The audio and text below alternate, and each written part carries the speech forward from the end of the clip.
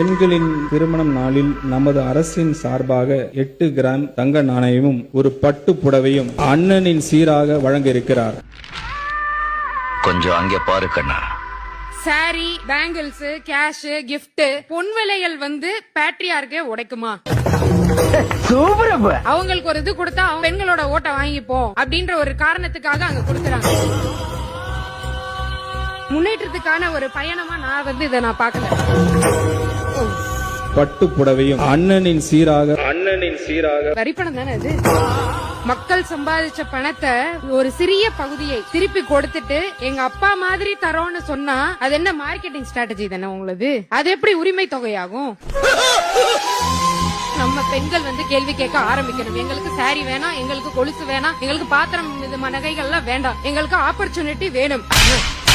நீ கேட்ட ஒவ்வொரு கேள்வி என்ன செருப்பால் அடிச்ச மாதிரி இருக்குடா. மாதிரி இல்ல, உண்மையிலே